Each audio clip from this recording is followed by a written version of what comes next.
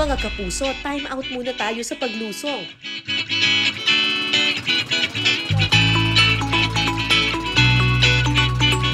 Pupunta naman tayo sa mababatong bahagi ng tabing dagat. Hello, nagulat ba kayo? Mangunguha tayo ngayon ng mga kibit. Ang kibit ay isang klase ng mollusk. Google nyo na lang kung ano ang mollusk. Pero nakakabit siya dito sa mga batuhan. Siguro kaya kibit ang tawag sa kanya kasi talagang nakakabit talaga siya. Eh pangit naman kung tatawagin natin siyang kabit, di ba? So, kibit. Hanapin ko sa inyo, papakita ko sa inyo yung kibit. Wait lang. Okay.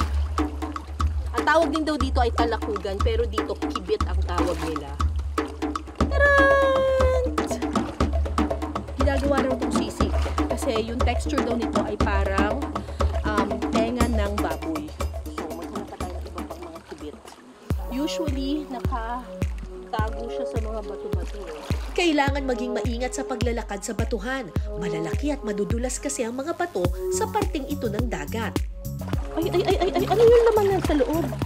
Ah, yan ba yan? Ano ba yan? May laman sa loob. Ito, ano yan? Ayan yung laman niya. Ah, laman niya lang talaga. Pinakabito ka niya. Hindi pala siya. Ang hirap naman maghanap. Saan pa meron? Saan yung malalaki? Ayun, doon daw may malalaki. Kayang dumikit ng kibit sa mga bato. Ito ay dahil sa byssal threads nito o mga natural nitong pandikit. Kumakapit ang kibit sa mga bato para hindi ito maanon.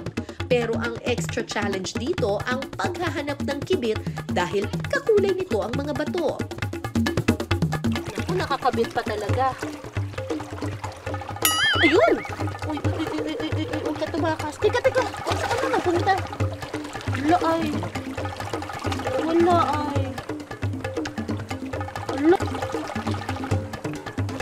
Nilaglag ko kasi. Tusok dito, tusok doon, pagkatapos ng halos 1 oras na paghahanap ng kibit. Ganito karami ang aming nakuha. Ang karaniwang luto ng mga tagapagbilaw sa kibit, sisig. Okay, ang tawag po dito ay kibit o kaya talakogan. Talakogan. So, dito parang mukha siyang dinosaur. Ito yung nakakabit doon sa hirap nitong kunin. My God. Tapos ito yung ilalim niya. Ang kukunin lang natin itong bandang ilalim na to. Ito kasi, yan o. Antigas. Antigas nito oh. Matindi. Eh ito, kinakain din to. Tinatanggal po yan, ma'am. Nililinisan po. Kaya po siya ay... So, paano natin ito hihimayin? Nilalaga po siya ng 2 to 3 hours. Sus Marioso. Tapos pagkatapos ng 2 to 3 hours, yan, saka yan po malambot ng tanggalin. Malambot Opo, malambot siyang tanggalin. Pwede na siyang tanggalin. Opo, ganyan na po magiging itsura niya. So medyo mahirap po itong kunin, mahirap din pong iluto kasi talagang tiniktik mo na siya doon sa batuhan. Tapos 2 to 3 hours mo pa siyang ilalaga hanggang sa lumambot siya. Pero sabi ni ate, masarap naman daw talaga to. Kaya nila gagawing sisig kasi para siyang ka-texture ng tenga, baboy. Opo. Kailangan hiwain natin siya ng maliliit kasi medyo matigas siyang nguyain. Para siyang cartilage, yung tenga nga ng baboy. So perfect talaga itong gawing sisig. Okay. Una munang ipiprito ang mga nahiwang kibit.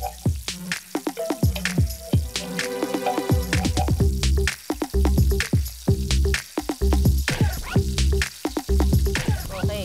Ayan na po! Ano ba yan, te?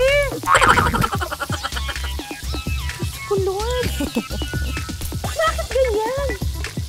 Parang, nagluluto ba tayo ng lechon kawali? Karon? Ano ba yan? Ang mamantika pala. Anong putok-putok ka talaga?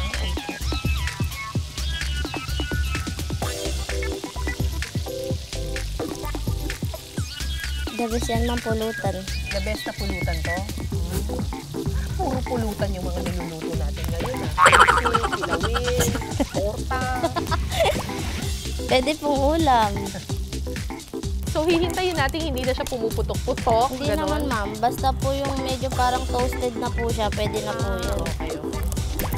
Kapag malutong na ang kibit, hahanguin at isi-set aside muna ito. Sa isang kawali, igigisa ang sibuyas at sili. Pwede na po natin ilagay ulit. Babalik na. Opo. Yan. Okay. Saka po natin siya lalagyan ng pampalasa. Pampalasa.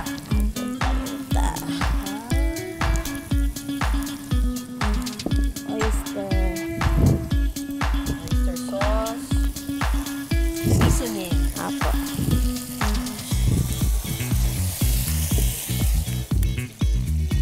At saka ito lalagyan ng itlog.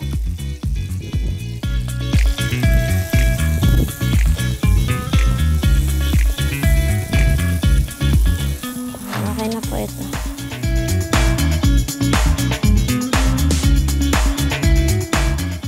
Wow! Kalain mo, no? Mukha talaga siyang sisig na ano. Kala mo karne, no? Opo. Hindi mo iisipin talakugon siya, no?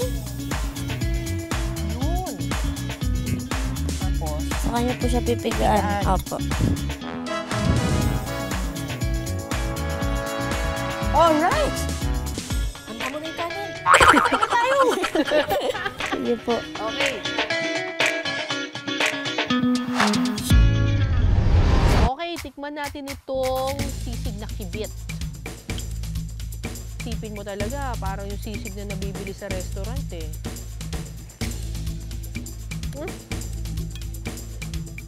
Sarap ng timpla, ha? Masarap yung timpla.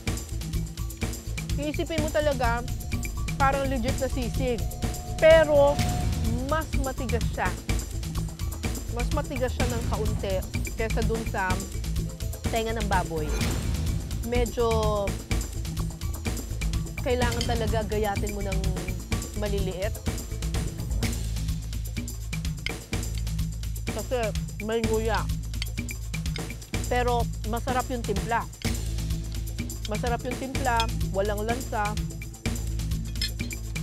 Siguro kung gagawa kayo ng ganito,